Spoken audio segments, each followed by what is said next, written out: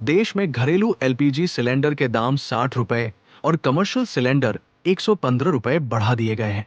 इस पर कांग्रेस ने केंद्र सरकार पर बड़ा हमला बोला है। एआईसीसी की सोशल मीडिया और digital platform chairperson Supriya Shrinate ने कहा कि सरकार पहले कह रही थी कि अमेरिका, इजराइल, ईरान युद्ध का भारत की ऊर्जा सुरक्षा पर कोई असर नहीं पड़ेगा, लेकिन अब अचानक गैस के दाम बढ़ा दिए गए। कांग्रेस का आरोप है कि भारत की ऊर्जा आपूर्ति खाड़ी देशों पर निर्भर है।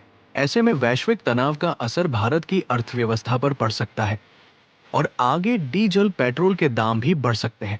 आगे सुनिए कांग्रेस नेता सुप्रिया श्रीनेत का जारी पूरा बयान। रसोई गैस का जो दाम है, जो घरेलू रसोई गैस का दाम है वो 60 रुपए बढ़ा है और कमर्शियल एलपीजी सिलेंडर 115 रुपए बढ़ा है।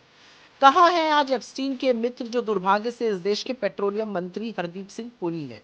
वो कहाँ है? वो किस बिल में छुपे हैं? अभी तक तो, कल शाम तक तो मोदी सरकार कह रही थी पर्याप्त पूर्ति है, कोई कमी नहीं होने वाली है, कोई फर्क नहीं पड़ता, अमेरिका, इसराइल और ईरान का युद्ध होता रहे हमारी एनर्जी सिक्योरिटी पर। अब असलियत यह है कि 60 रुपए एक बार में दाम बढ़ा है घरेलू एलपीजी सिलेंडर का और कमर्शियल का 115 रुपए। किस बिल में छुप गए ये सब लोग? इस तरह की बेवकूफी की बातें क्यों की जाती है? राहुल गांधी जी ने पहले ही चेताया था कि ये जो युद्ध हो रहा है अमेरिका, इजराइल और ईरान के बीच में, इससे हिंदुस्तान पर एक गहरा असर पड़ने वाला है। हमारी जो एनर्जी की सिक्योरिटी है, जो एनर्जी की आपूर्ति है, वो खाड़ी के देशों से होती है। अगर खाड़ी के देशों से कच्चा तेल और एलपीजी वगैरह नहीं आएगा तो दाम बढ़ेंगे और इसका आने वाले टाइम पर बहुत बुरा असर हिंदुस्तान की इकोनॉमी पर पड़ेगा। वित्त मंत्रालय की अपनी मासिक रिपोर्ट ने कहा है कि आने वाले वक्त में अपेक्षा से ज्यादा इसका असर पड़ने वाला है। राहुल गांधी जी बार बार इस बात से चेता रहे थे। असलियत यह है कि हमारी विदेश नीति इतनी विफल और कूटनीति इतनी फेलियर हो चुकी है कि जो स्ट्रेट ऑफ हॉर्मूज को खोला भी गया तो वो रूस और चीन के शिप्स के लिए ही खोला गया।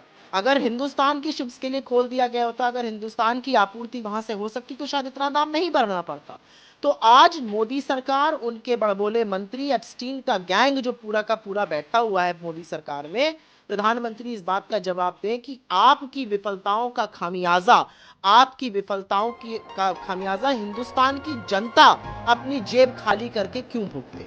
इतना बड़ा प्रहार, 60 रुपए एलपीजी सिलेंडर बढ़ जाना और आने वाले वक्त में आपूर्ति की समस्या दिख रही है सामने। राहुल गांधी जी ने बार बार इसके बारे में चेताया था। आप बड़बोलेपन की बातें करते हैं, बड़े बड़े जुमले फेंकते हैं। अब बताइए ना, एप्स्टीन का गैंग जो बैठा हुआ है यहाँ पर मोदी सरकार के अंदर, वो बताए कि आपूर्ति कैसे पूरी होगी, दाम इतने क्यों बढ़ रहे हैं? आपने अगर ईरान से संबंध अच्छे रखे होते तो जैसे रूस और चीन के लिए स्ट्रेट ऑफ हॉर्मूज खुला, वैसे हिंदुस्तान के लिए भी खुला होता, लेकिन वो नहीं खुला।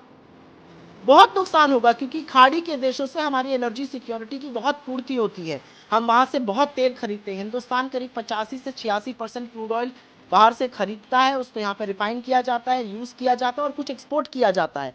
अमेरिका ने हमारे ऊपर प्रतिबंध लगा दिया, हमने वो प्रतिबंध हाँ जी करके मान लिया कि हम रूस से नहीं खरीदेंगे, ईरान से सस्ता तेल खरीदना बंद कर दिया, रूस से सस्ता तेल खरीदना बंद कर दिया। 40% आपूर्ति हमारी रूस से हो रही थी, वो हमने घटा डाली, वो हमने कम कर डाली अमेरिका के दबाव में। आज अमेरिका हमें इजाजत दे रहा है। तो आने वाले वक्त में इसकी बहुत बड़ा प्रभाव होगा। आने वाले वक्त में जिस तरह से दाम आज बढ़े, 60 रुपए पर सिलेंडर बढ़ने का मतलब है इन्फ्लेशन बढ़ेगा। अभी तो पेट्रोल और डीजल के दाम बढ़ेंगे। डीजल मेन ट्रांसपोर्ट फ्यूल है और जब जब डीजल के दाम बढ़ते हैं तब तब खाने पीने की चीजों के, फल फ्रूट, सब्जी, दूध, अंडा, हर चीज के दाम बढ़ेंगे, जो भी चीजें ट्रांसपोर्ट की जाती हैं। और जैसे जैसे वो दाम बढ़ेगा, इन्फ्लेशन बनेगा। तो कहीं ना कहीं सरकार की विफलता का, सरकार की फेल्ड विदेश नीति का खामियाजा इस देश की जनता को, इस देश के मिडिल क्लास को, इस देश के गरीबों को झेलना पड़ रहा है।